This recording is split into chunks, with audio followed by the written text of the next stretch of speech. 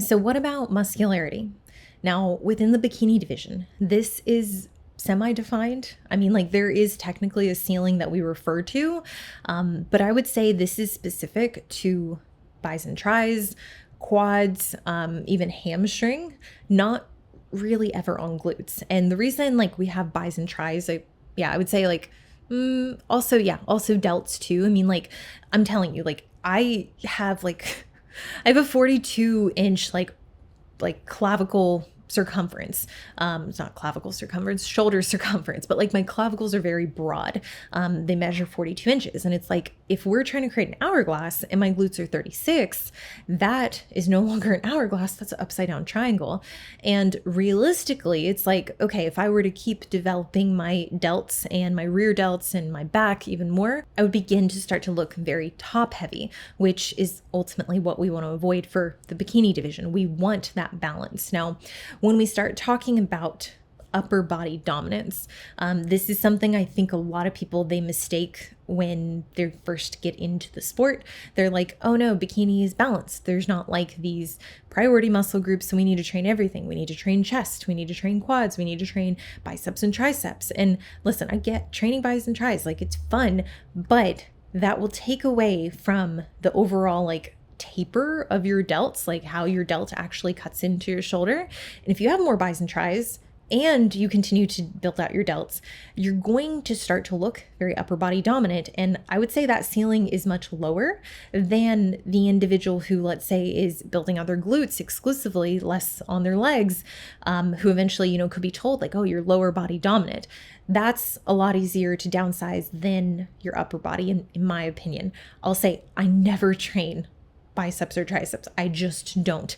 And some people have commented, they're like, oh, like you need some meat on you. You need your upper. It's like, probably shouldn't, because I already have a very a very dominant upper body come stage time, just given the fact like I have vascularity, I have good separation, and the muscle on my delts is already very eye catching. So sure, like if you have someone with clavicle width that's not as wide, and like generally like they're more inverted like that, like they don't go straight across, it's more downwards, they might need that additional upper body oomph, I guess, to be scientifically speaking. Realistically, I don't want to have to do a lot of makeup work. I don't want to be in a position where I'm like, oh, I can't train back because my biceps might take over and I can't have these grow.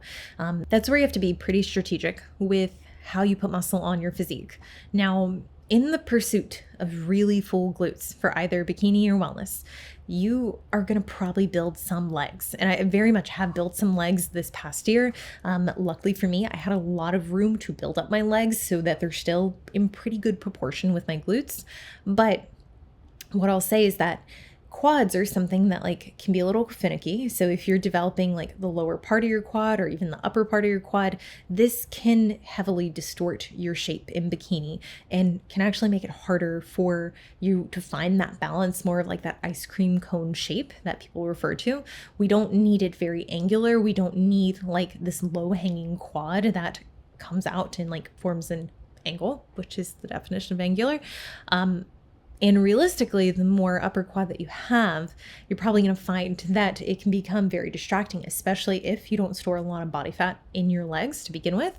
You might begin to see more of that detail that ultimately then does take away from that very, I would say, like balanced physique hourglass that we're going for. So I'd say bikini compared to wellness or figure, there is more of a ceiling, more of a cap, a cutoff with like how much muscle you can build on specific body parts. So realistically, like you do need to be strategic there. Whereas when we look at wellness, like yes, that ceiling is semi-defined, but this is largely going to be dependent on your ratios of your upper to your lower. So oftentimes I see wellness girls who like upper body is huge. It's exploding and they're continuing to train their upper body really hard.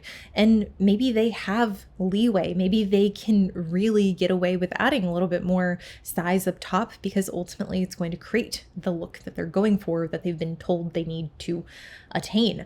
I think that it's easy to get away with that when your lower body is so dominant and so developed that it can actually look kind of wonky if your upper body is less developed. So in the case like bikini, you have people who are on maybe the wispier side, like they don't have as much cappage, so nothing's like kind of cornering off the upper portion of their physique. And in the case of wellness, like there's a few competitors that are just very petite, very narrow hips, but this in itself kind of bites them in the ass, because it's like, okay, so even if you build out your upper body like full capacity, like rear delts, teres, lats, traps, it's still not going to create the balance that you would need relative to the size that you either have or are going to have on the lower, just because of how much like shape you're bringing to the legs themselves. Now, I'll just step back.